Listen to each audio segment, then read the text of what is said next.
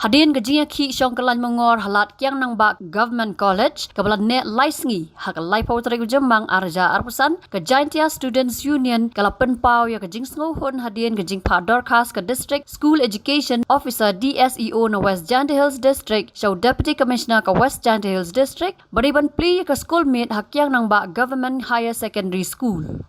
Kumban syukurau ke union kala penlong Ïakhih Shong Kelan Mengor hak step jong ke arpu pratri Jemang arja arpusan bandawa na ke sarkar babarok ki kena ki badang sudah pas ya ke examen Secondary School Leaving Certificate SSLC ki dai ban yo rong kelas. Kini ke Ïakhih ke dairu na ke jing bom seiso ke jing ai jumut sya ke sarkar ban penyo sa ke school meet evening shift hak Kiang Nongbah Government Higher Secondary School bat ke school step morning shift hak Government Boys Higher Secondary School.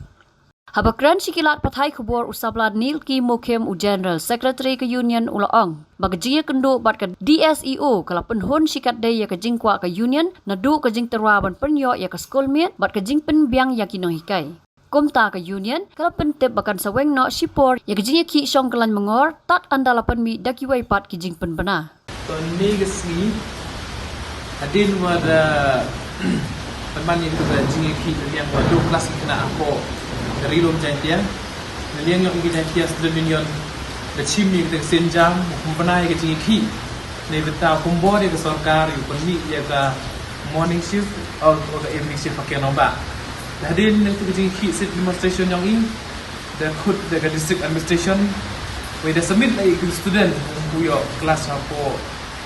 rilom Jingtyrwa dan nin naliang yang ga DSEO District Education School Officer da khud ye ga Jingtyrwa Student Union go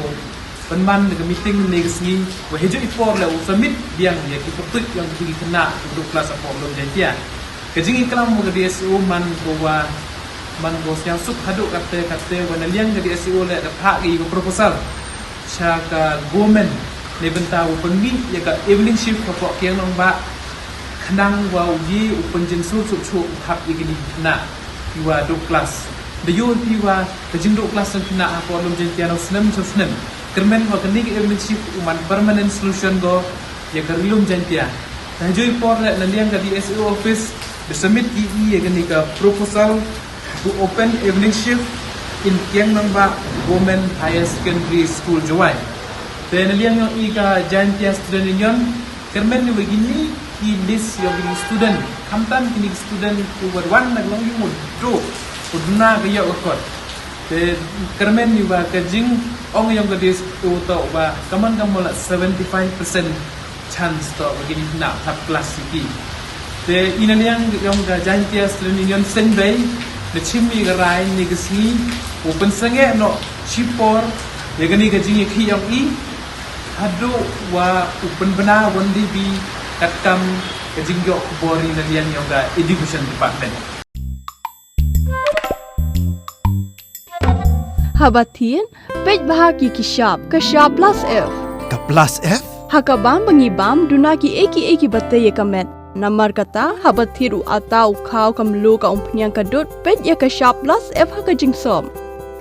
yaki nutrient kumki vitamin bat ka ayan la icon diat bada ka bathau bha kam khta ka dur jingki marbam ka jing mat lani ka rukom shed yaki balehi bana kita ka don ka we ka jing mentoy ba kongsan ka kot ka khia